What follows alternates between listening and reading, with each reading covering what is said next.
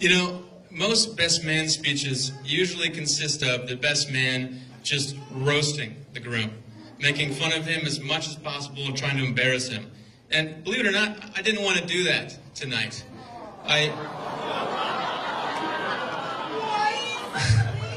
I wanted to spend this time to really focus on all the good qualities that Tim has. Like,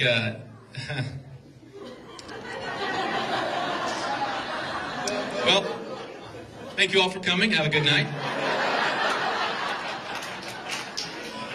No, I'm only kidding. Tim's a great guy. Well, as you may or may not know, I'm Joe Linen, Tim's favorite brother. Yes, his only brother, but that doesn't matter. And as his only brother, I believe it's my duty to tell you a little bit about little Timmy here. Tim and I first met 22 and a half years ago. It was August 20th, 1991, one of the greatest days in human history, the day I was born. I don't remember much about that day. I was going through a lot of the time.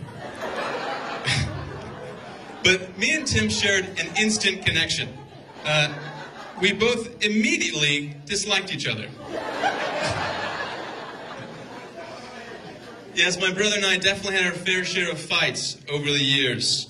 But I believe that was in part due to the fact that we have very different personalities. You know, Tim was always loud and abrasive and obnoxious and foolish, while I was calm and self-controlled and good-looking.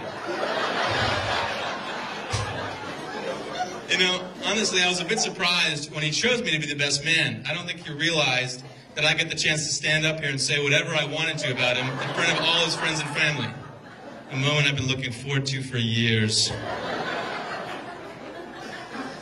Well, as I said, me and Tim definitely butted heads growing up.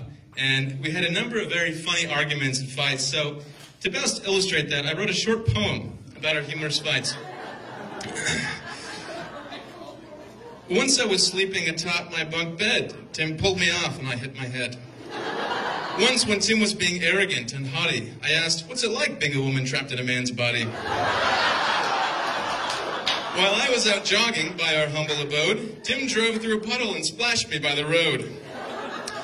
So when Tim was having his friends over at our place, I got a full glass of water and threw it in his face. While he was waving around his new pocket knife, he accidentally stabbed me, causing some strife. It was my finger, but... When I beat Tim at ping pong, he took it pretty hard. So he threw the ping pong paddle into the neighbor's yard. When Tim made me angry, I sometimes took it too far, and so I may or may not have peed on his car. And so this is just a small sample, believe it or not, of some of our fights. But I think you get the point. And I think the positive in all of the fights and arguments we had is that we both became really good at asking forgiveness.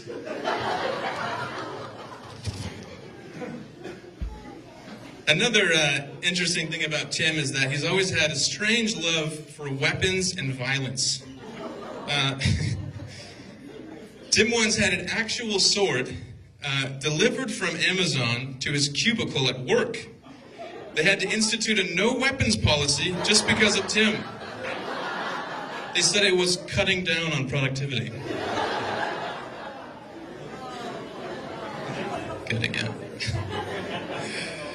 Tim also used to hide behind his window with his pellet gun for hours so he could shoot and hang any squirrels that came into our backyard. Yes, I said hang, like with a little noose and everything. Yeah, it was shocking when he joined the Marines.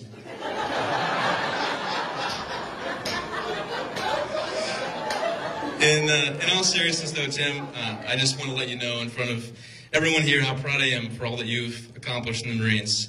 You've had to overcome a lot to get where you are, and you've had your fair share of trials along the way. And I'm incredibly honored to say that I'm your brother. Not just because you're a Marine, but because even though we don't always see eye to eye, you're still the best brother I could ever ask for. I love you, bro.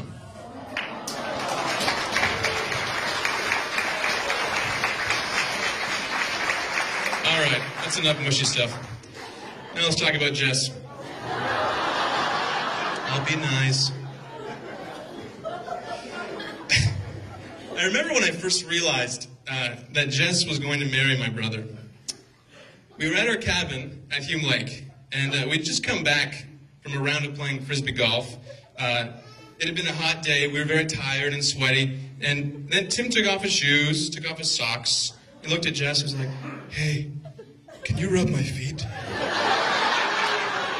And she did. Now, you have to understand, Tim's feet smell so bad that if he took his shoes off right now, the people in the back would have to leave. Everybody else would be dead. There was a reason why Jess didn't wash Tim's feet tonight.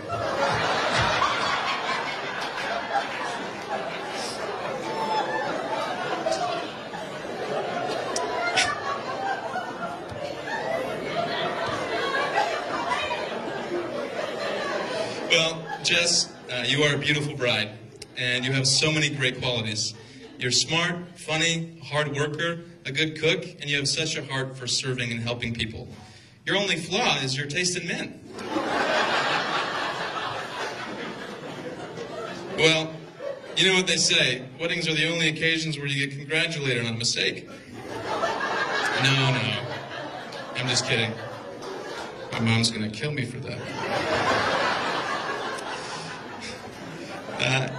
But seriously, Jess, you are amazing, and I know that just now you're my sister, but you know you've been a part of the family for a long time now. So. Well, to wrap it up, I'm incredibly happy for both of you. You both now have someone to love and care about, so you don't have to be alone and single anymore. You don't have to go to the movies alone, or go to Disneyland alone, or watch A Walk to Remember alone. Not that I've done any of those things. So, without further ado, if everyone would please join me in raising your glasses.